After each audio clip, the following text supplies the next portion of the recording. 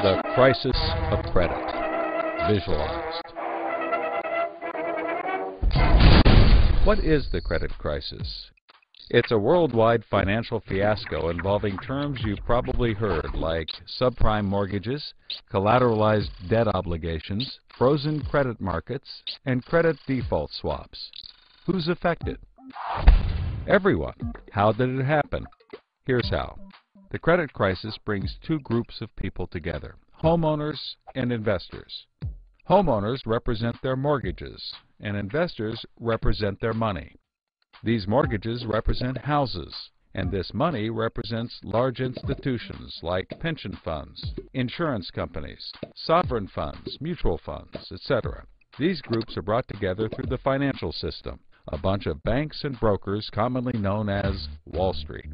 While it may not seem like it, these banks on Wall Street are closely connected to these houses on Main Street. To understand how, let's start at the beginning. Years ago, the investors are sitting on their pile of money, looking for a good investment to turn into more money.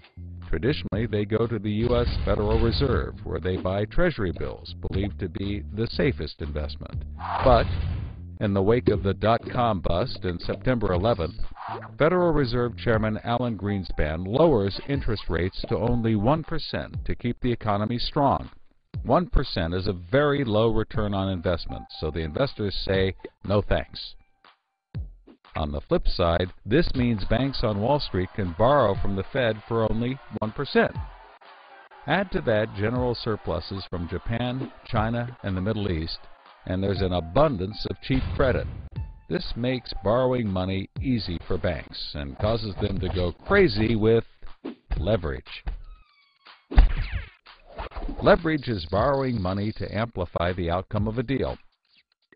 Here's how it works. In a normal deal, someone with $10,000 buys a box for $10,000. He then sells it to someone else for $11,000.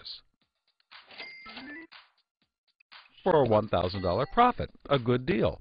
But using leverage, someone with $10,000 would go borrow $990,000 more, giving him $1 million in hand. Then he goes and buys 100 boxes with his $1 million and sells them to someone else for $1,100,000. Then he pays back his $990,000 plus $10,000 in interest. And after his initial $10,000, he's left with a $90,000 profit versus the other guy's $1,000. Leverage turns good deals into great deals. This is a major way banks make their money. So Wall Street takes out a ton of credit, makes great deals, and grows tremendously rich, and then pays it back. The investors see this and want a piece of the action, and this gives Wall Street an idea. They can connect the investors to the homeowners through mortgages. Here's how it works. A family wants a house, so they save for a down payment and contact a mortgage broker. The mortgage broker connects the family to a lender who gives them a mortgage. The broker makes a nice commission. The family buys a house and becomes homeowners. This is great for them because housing prices have been rising practically forever. Everything works out nicely. One day, the lender gets a call from an investment banker who wants to buy the mortgage. The lender sells it to him for a very nice fee. The investment banker then borrows millions of dollars and buys thousands more mortgages and puts them into a nice little box. This means that every month he gets the payments from the homeowners of all the mortgages in the box. Then he sicks his banker wizards on it to work their financial magic, which is basically cutting it into 3 slices: safe, okay, and risky. They pack the slices back up in the box and call it a collateralized debt obligation, or CDO. A CDO works like 3 cascading trays. As money comes in, the top tray fills first, then spills over into the middle, and whatever is left into the bottom. The money comes from homeowners paying off their mortgages. If some owners don't pay and default on their mortgage, less money comes in, and the bottom tray may not get filled. This makes the bottom tray riskier, and the top tray safer. To compensate for the higher risk, the bottom tray receives a higher rate of return, while the top receives a lower, but still nice return. To make the top even safer, banks will insure it for a small fee, called a credit default swap. The banks do all of this work so that credit rating agencies will stamp the top slice as a safe, AAA rated investment, the highest, safest rating there is. The OK slice is BBB, still pretty good, and they don't bother to rate the risky slice. Because of the AAA rating, the investment banker can sell the safe slice to the investors who only want safe investments. He sells the OK slice to other bankers, and the risky slices to hedge funds and other risk takers. The investment banker makes millions. He then repays his loans. Finally, the investors have found a good investment for their money, much better than the 1% Treasury bills. They're so pleased they want more CDO slices. So the investment banker calls up the lender, wanting more mortgages. The lender calls up the broker for more homeowners, but the broker can't find anyone. Everyone that qualifies for a mortgage already has one, but they have an idea.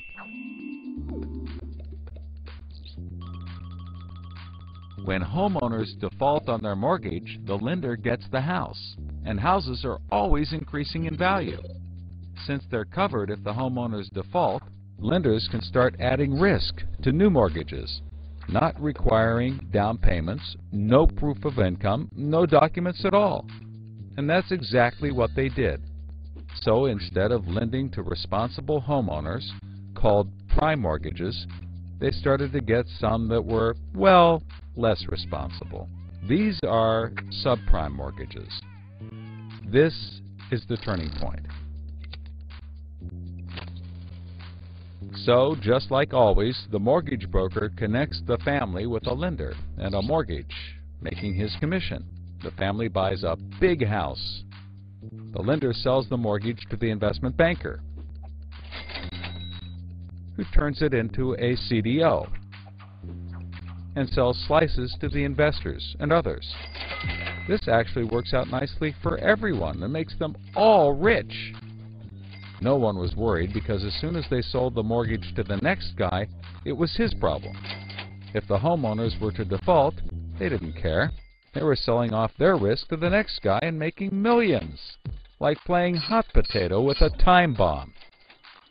Not surprisingly, the homeowners default on their mortgage, which at this moment is owned by the banker.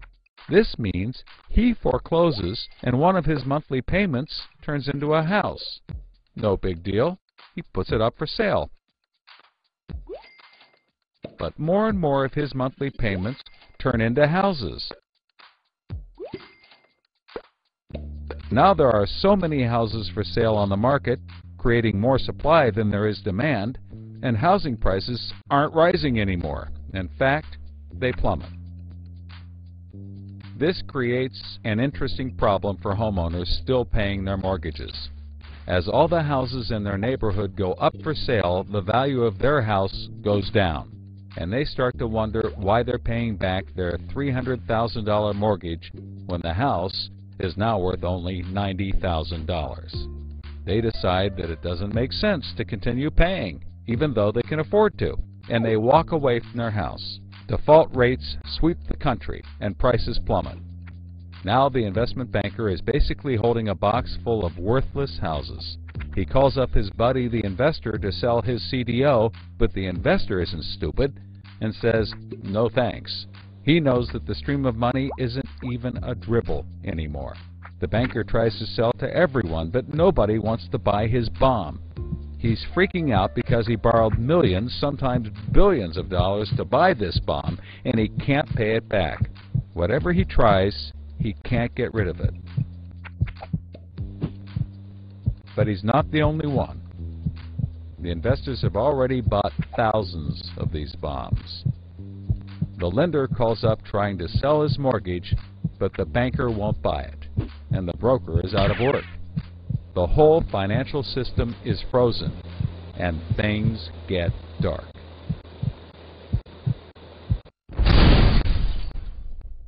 Everybody starts going bankrupt. But that's not all. The investor calls up the homeowner and tells him that his investments are worthless. And you can begin to see how the crisis flows in a cycle. Welcome to the crisis of credit.